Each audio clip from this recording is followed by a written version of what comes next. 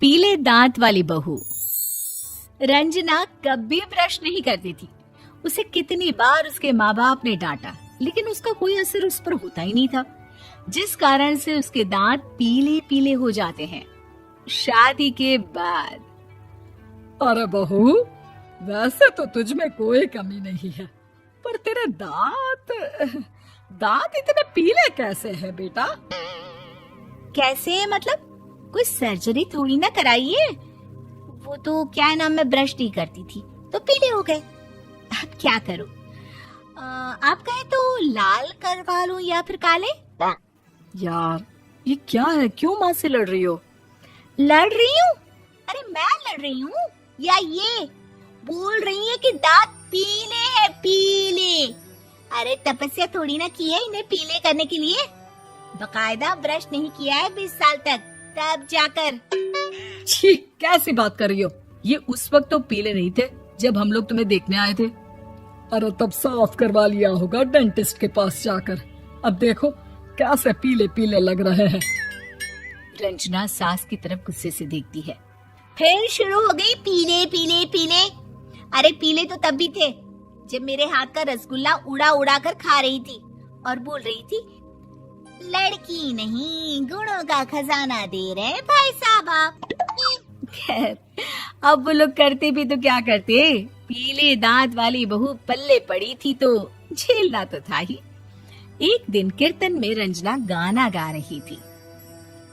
अरे कमला बहन, माँ का द्वार है, यहाँ तो सब शुद्ध होकर आते हैं, फिर अपनी बहू को ब्रश भी नहीं करवाती तुम। दूर से पीले पीले दांत भक्ति में बाधा उत्पन्न कर रहे हैं। अरे कोई 2 साल के बच्चे थोड़ी ना लेकर आई हूँ मैं बहू बनाकर। अच्छी खासी लड़की है, अरे कैसे करवाऊं ब्रश? ये तो उसे खुद करना चाहिए ना। अब माँ बाप तो इसके जैसे तैसे निपटा दिए, ये नहीं सोचा कि सास कैसे संभालेगी। सास बहू को लेकर घर आ जाती है, लेकिन सोच लेती है कि अब इसे लेकर कहीं नहीं जाएगी। अगले रोज बहू कहती है, अरे क्या हो गया, मंदिर नहीं जाना क्या? कीर्तन का वक्त हो रहा है। मेरी मधुर वाणी से कान्हा जी जागते हैं और सोते हैं। आप तो जानती है ना उनकी भक्ति में कितना मन लगता है मेरा। वो क्या है ना, तबीयत ठीक नहीं लग रही है मेरी, आराम करूंगी मैं। तबीयत ठीक नहीं लग रही? अभी तो मिथुन के गाने पर नाच रही थी आप, और अब बोल रही है कि तबीयत ठीक नहीं लग रही।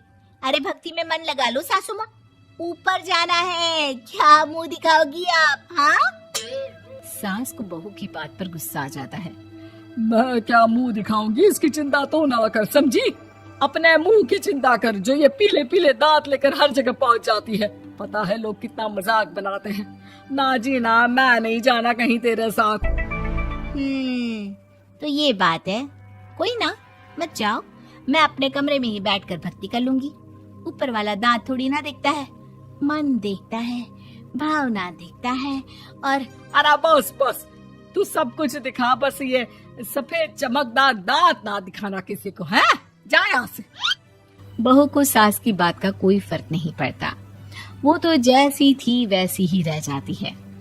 सुबह नहाकर किचन में खाना बनाना, फिर खाना खाना, कीर्तन भजन करना और सो जाना। एक दिन, माँ जी मैं सहेली के घर जा रही हूँ, शाम को लेट आऊंगी। हाँ हाँ तो जाना, मैंने कौन सा तेरी आरती करनी है घर पर बैठकर। रंजना सहेली के घर जाती है, जहाँ वो पार्टी में जाने की तैयारी कर रही होती है। अरे शिखा, कहाँ जाने की तैयारी कर रही है? मैं गलत वक्त पर आ गई क्या? अरे नहीं यार, उल्टा सही वक्त पर आई है। मैंने ये साड़ी और ज्वेलरी निकाली है यार, शाम को इनके ऑफिस की एक पार्टी में जाना है। बताना कैसा लग रहा है ये सब? नहीं यार, इस ड्रेस के साथ तो वो वाली ज्वेलरी अच्छी लगेगी। हाँ हाँ सही बोल रही है, मैंने ध्यान ही नहीं दिया। वैसे तो हमेशा से मस्त फैशन सेंस रखती है। तो बड़ा जाती होगी ना पति के साथ पार्टी में।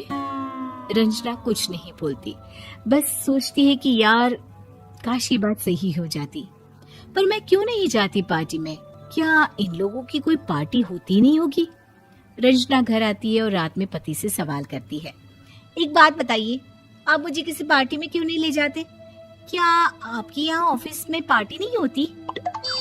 पति बेचारा क्या कहता कि दांत पीले हैं तुम्हारे इसलिए। अरे कोई पार्टी होती नहीं हम लोगों के ऑफिस में, तो कहाँ से लेकर जाऊं?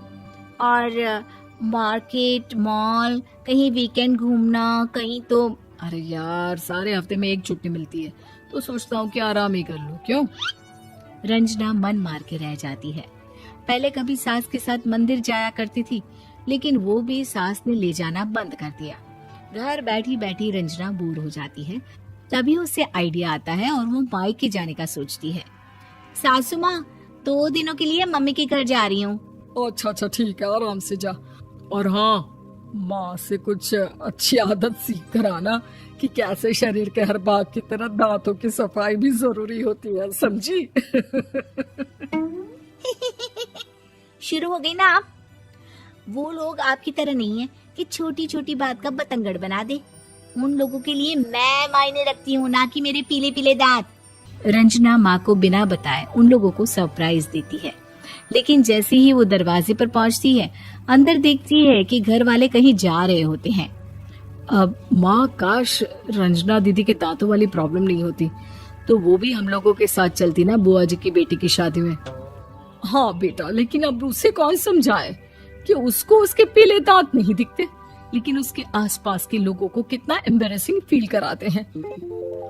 मुझे तो कितनी बार उसके स्कूल की टीचर ने शिकायत की कि उसके साथ कोई लड़की बैठना भी नहीं चाहती, और ना ही कॉलेज में कोई उससे बात करना चाहता था।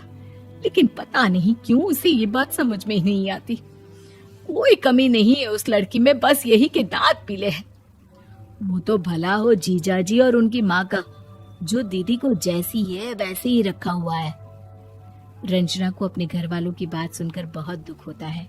वो सोचती है कि वो क्या करे, लेकिन फिर वो सीधा डेंटिस्ट के पास जाती है, अपने दांत चमकाती है और कसम खाती है कि वो रोज ब्रश करेगी। अरे क्या हो गया? तुम तो 2 दिनों के लिए गई थी ना, पर कोई ना, अच्छा है, चलो आ गई तो। रंजना सास के सामने आकर खड़ी हो जाती है और पूरी स्माइल करती है, उसके चमकदार दांतों को दिखाती हुई। हैं? चले मंदिर? माँ, मुझे माफ कर दीजिए, मैंने आप लोगों को बहुत एम्बैरेसिंग फील करवाया। मैं आज